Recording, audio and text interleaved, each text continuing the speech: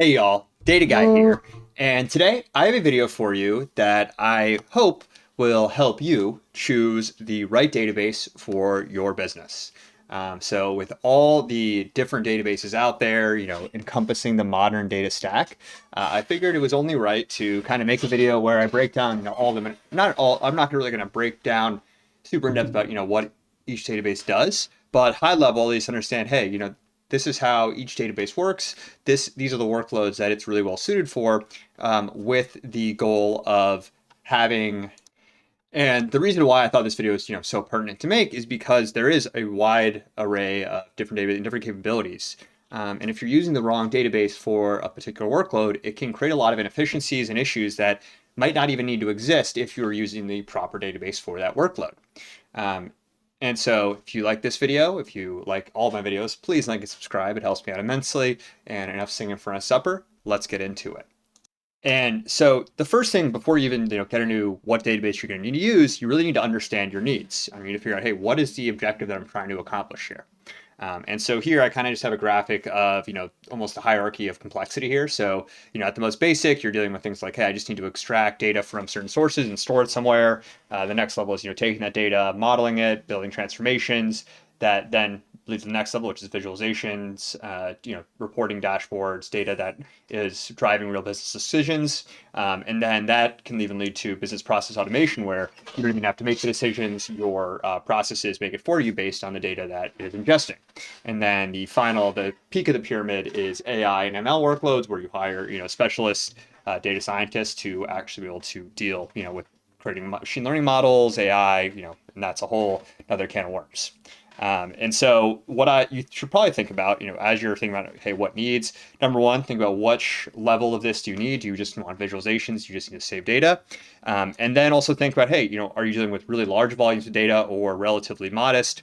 How fast do you need your data to be processed and accessed? What kind of data are you storing? Is it structured? Is it unstructured? And these questions really help you decide, hey, which is the right database, the right vehicle to store my data needs. Do I need a Ferrari or do I need, a nice, reliable Hummer? And so aligning your database choice with your business ensures a smooth ride. And so now let's get into the different types of databases out there that you can use and kind of what they are best suited for. And so the first example I have is, relational databases. And relational databases, these are, kind of the traditional workhorses of the database world, really what most people think of when they think of a database.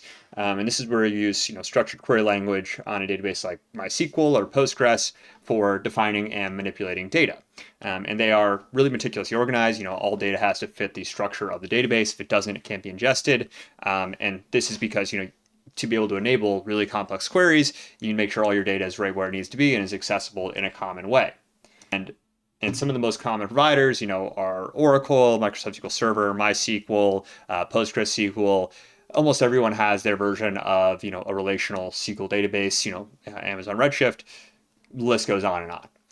And so these are useful if you need to, and so kind of an example use case to help you visualize this is, an e-commerce platform that is, reading information from, hey, each order, customer details, product information, just saving all of that. So, you have an order record of all of the different customer purchases.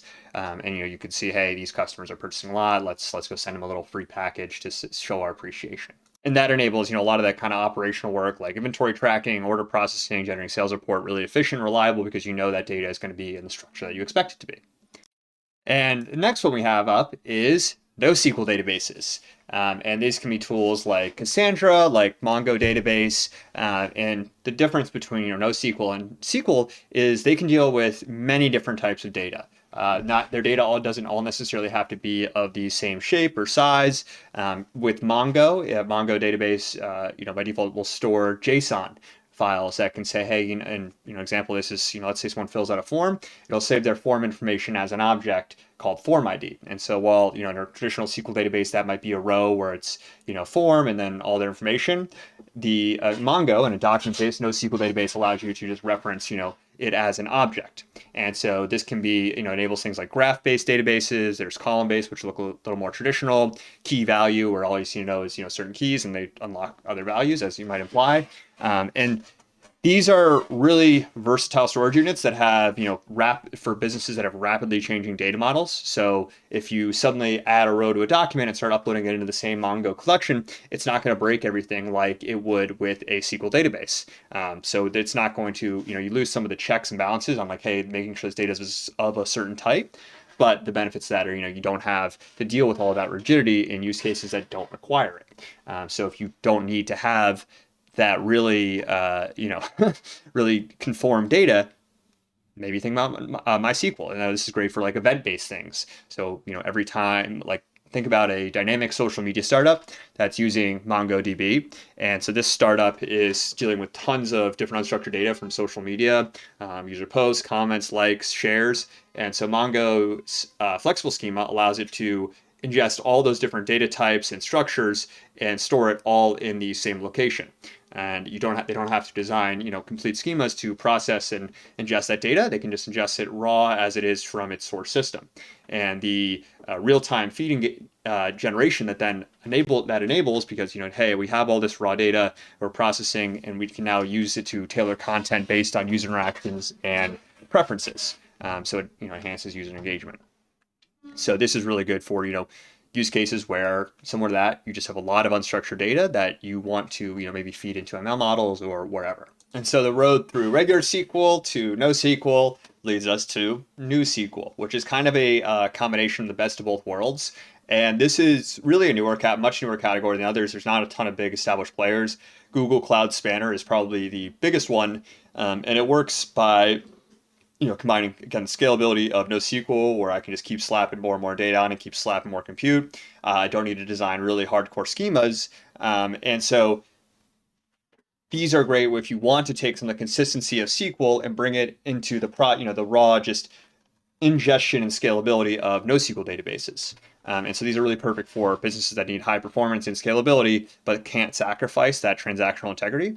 And so this could be really good for, a fintech company where you have real-time data analysis that's coming in from, live streams, and Google Spanner is able to take in these raw, unstructured financial transactions and then maybe feed them into a data analytics model without needing to, have them process their schema, but making sure that they are conforming to the previous historical standards set by, by your company. So it gives you, that really large scale processing power, but it also is able to be queried like a SQL database. It's able to be interacted with like a SQL database. You have ACID transactions. The only thing you lose is standardization, because obviously if you're ingesting raw data, you can't standardize it. But you're able to set historical standards and say, hey, this has to meet, this format, right? And here we have our next database type, which is graph databases.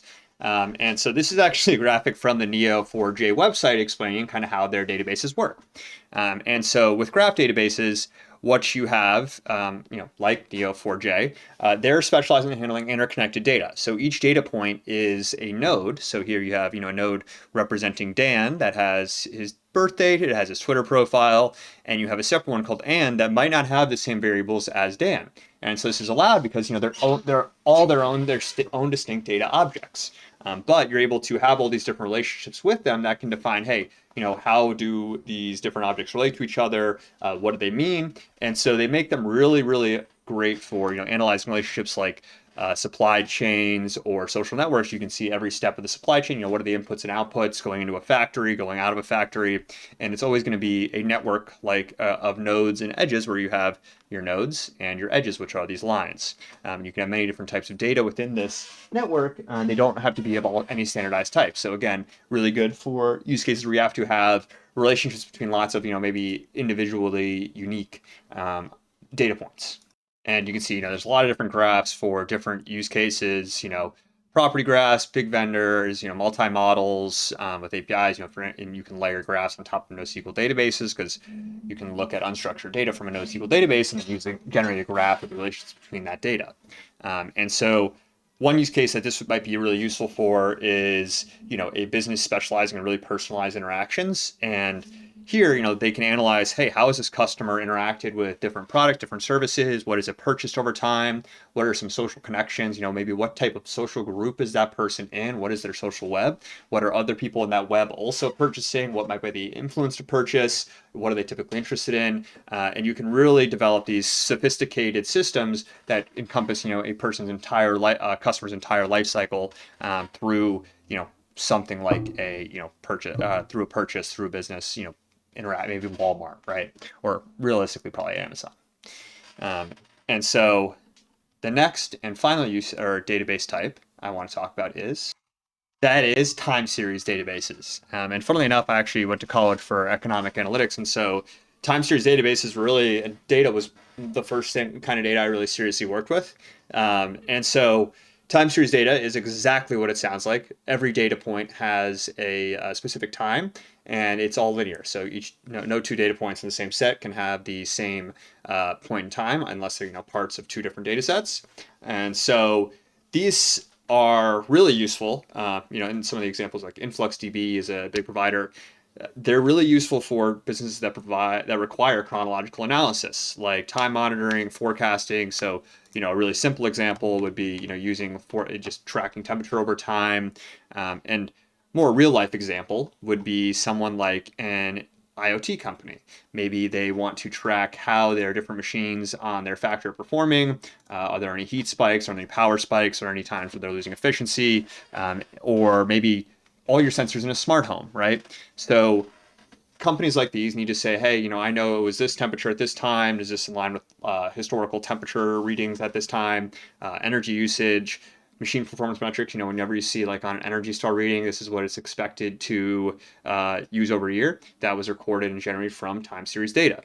And it just makes it easier to handle data that is on a time stamped format, and so enables things like predictive maintenance of those machinery in a factory that I was talking about before, or predicting, hey, I know now if you're in a smart home, I know to cool the house down before the sun comes up because it starts to get really hot because I live in Arizona. And so that's what some of the use cases that time series data can enable. So if you need to process a lot of data constantly and then use it to generate predictions, time series data is for you. And so that, and so it's not only like, hey, what type of database is best for your business? You also need to consider, within each type, what are some other factors about, hey, is this product scalable enough? Can the database scale with your business? Finding, hey, is this an enterprise grade software? Finding a software that's, really designed to grow with you without requiring, a ton of extra manual labor or upkeep over time. Another major consideration are things like budget. What is your budget for database management? Premium solutions might be easier to manage. They might be lower code, but they're going to cost a lot more. Right. So it's kind of a trade-off of, hey, how much am I willing to build on my own versus how much do I want, how much time do I want to dedicate to actually building that? And then you also have things like security. How critical is data protection for your business? If you're a healthcare company that's, managing a bunch of hospitals, really, really important to have really secure data. If you are providing public data analytics based on public data sets, it doesn't really matter. You could probably have that all be public anyways. So deciding, hey, what are the most secure database, or what is my level of security I need, and choosing a database to align with that.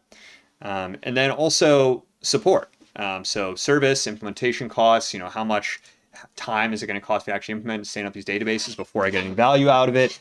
Is the company that supports this database going to be on hand to help me with any issues that arise? Things like multi-platform support. Can it interact with all the different platforms that I'm using? Sometimes the database can't. There's certain databases that work well with different front-end tooling. So make sure you take that into account when you're designing. Make sure you test that database can interact with all the services you're going to need it to in production.